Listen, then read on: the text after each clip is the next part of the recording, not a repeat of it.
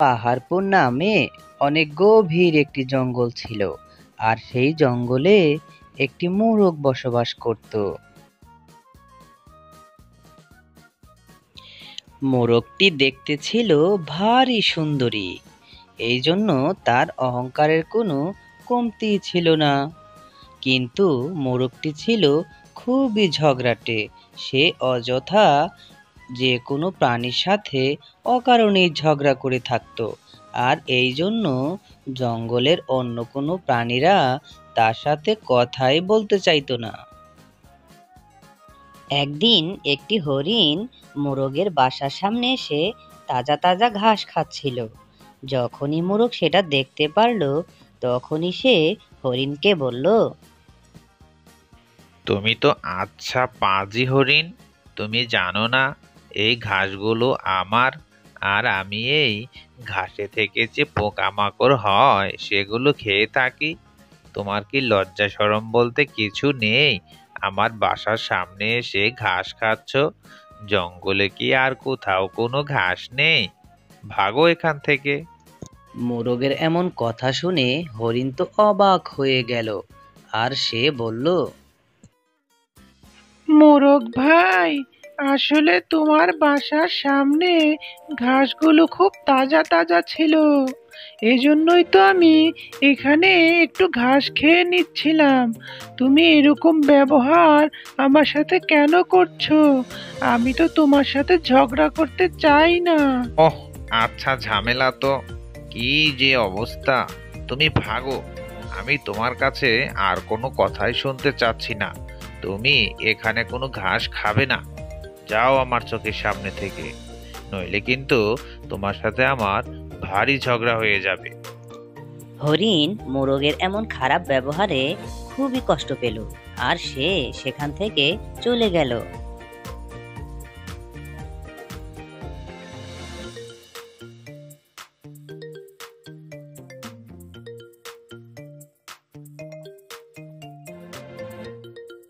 একদিন দুপুরবেলা মোরগ খাওয়া দাওয়া শেষে একটু বাইরে হাঁটতে বের হলো।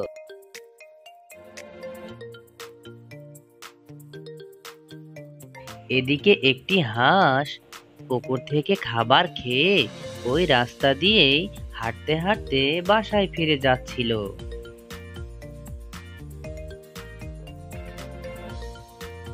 রাস্তায় চলতে চলতে হাঁসের সাথে মোরগের ধাক্কা লেগে গেল, আর মোরগ তো রেগে আগুন হয়ে গেল, আর সে হাঁসকে বলল, এই পচা হাঁস, তুমি এত বড় সাহস কোথায় পেলে? আমার গায়ে তুমি ধাক্কা কেন দিলে?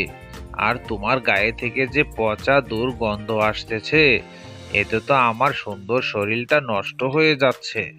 মোরগ ভাই, আমি তো তোমাকে ইচ্ছা করে ধাক্কা দেইনি, আর তুমিও তো অনেক অমনোযোগী ছিলে, যার কারণে ধাক্কা লেগে গেল।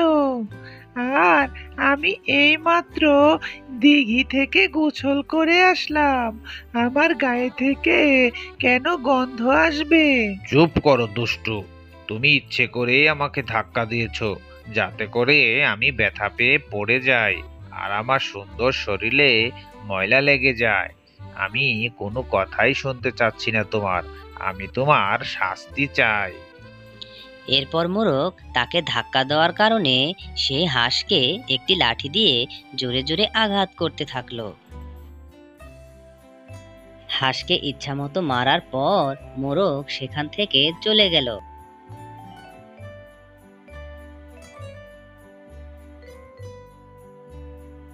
এভাবে মোরগের এই দাম্ভিকতা আর অযথা ঝগড়া করার কথা জঙ্গলের সব প্রাণীরাই জেনে গেল, আর এরপর থেকে জঙ্গলের কোনো প্রাণীরাই মোরগের সাথে কোনো কথাই বলতো না।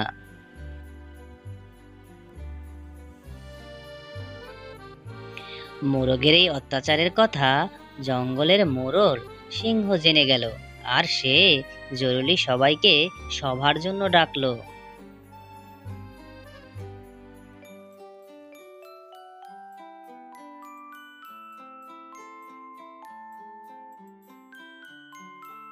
হ্যাঁ, সকলে শোনো, আমি জানি জঙ্গলের একটি মোরগ সবার সাথে অযথা ঝগড়া করছে। এখন আমি যদি চাই তাকে তো মেরেই ফেলতে পারি, কিন্তু সেও তো আমার প্রজা, যার জন্য আমি তাকে কোনো ক্ষতি করব না। কিন্তু আমি মনে মনে চাইবো সে যে কোনোভাবে সংশোধন হয়ে ভালো হয়ে যাক। হ্যাঁ। কিন্তু রাজামশাই, মোরগ যেভাবে আমাদের সাথে অযথা ঝগড়া করছে, এটা তো কোনোভাবেই মেনে নেওয়ার মতো নয়। দয়া করে আপনি কিছু একটা ব্যবস্থা করুন রাজামশাই, নইলে আমরা কিন্তু সবাই এই জঙ্গল ছেড়ে অন্য জঙ্গলে চলে যাব। হ্যাঁ, আরে আমি তো বললাম তোমরা একটু ধৈর্য ধরো।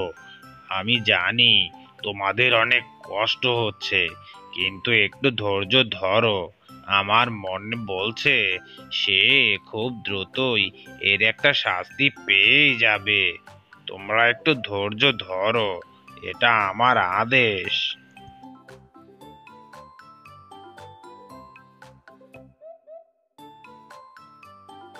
বেশ কিছুদিন পর অন্য জঙ্গল থেকে একটি শিয়াল এই জঙ্গলে চলে আসলো।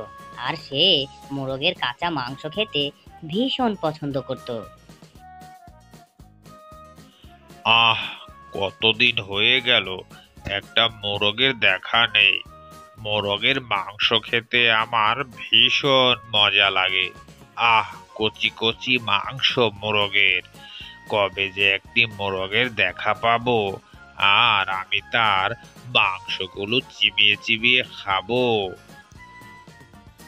অনেক দূরের জঙ্গল থেকে হেঁটে হেঁটে আসাতে শিয়ালের ভীষণ ক্ষুধা লেগেছিল, আর তাই সে খাবারের সন্ধানে হন্তদন্ত হয়ে খুঁজতে লাগলো। আর খুঁজতে খুঁজতে শিয়ালটি সেই ঝগড়াটে মোরগের গুহার সামনে আসলো। আর সে গুহার সামনে এসে কচি মোরগের মাংসর গন্ধ পেয়ে গেল আর বলল, আহ, আমার মনে হচ্ছে আশেপাশে কোনো কচি মোরগ রয়েছে। যাই তো একটু খুঁজে দেখি গন্ধটা কোথা থেকে আসতেছে। ঠিক ওই সময়ই মোরগ খাবার খাওয়ার জন্য গুহা থেকে বের হয়ে আসলো। আর সে গুহা থেকে বের হয়েই শিয়ালের সাথে দেখা হয়ে গেল। আর সে ভীষণ চমকে গেল। ওরে বাবা, আজ মনে হয় আমার নিস্তার নেই। এই মাংস খেয়ে শিয়াল আজ মনে হয় আমাকে খেয়েই নিবে। হা হা হা হা হা।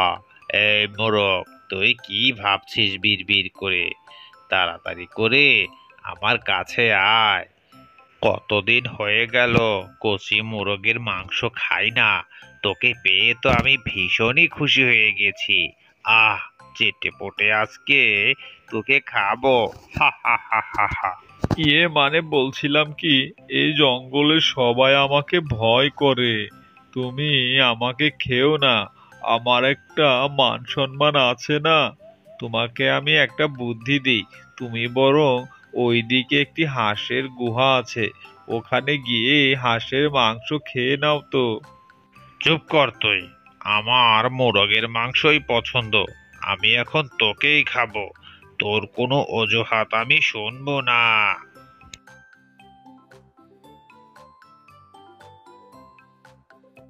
এরপর যখনই শিয়ালটি মোরগকে খেতে যাবে, ঠিক সেই সময়ই সিংহ রাজা সেখানে এসে হাজির হয়ে যায়।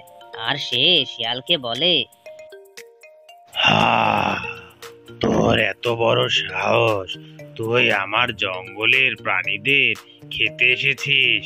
এক্ষুনি ভাগ, নইলে আমি তোর মাথা থেকে তোর শরীরকে আলাদা করে দেব। সিংহের এমন হুংকার শুনে শিয়াল সেখান থেকে ভয়ে দৌড়ে পালিয়ে গেল।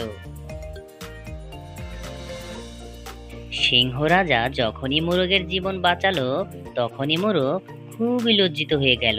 কারণ এই জঙ্গলে এমন কোনো প্রাণী নেই যার সাথে মোরগ অযথা ঝগড়া না করেছে আর অযথা তাদেরকে কষ্ট না দিয়েছে। মহারাজ, আমি সত্যি খুব লজ্জিত। আমি আপনার কাছে ক্ষমা প্রার্থনা করছি। আর জঙ্গলের সকল প্রাণীদের সাথে আমি যে ঝগড়া করেছি তার জন্য আপনার নিকট আমি ক্ষমা প্রার্থনা চাইছি।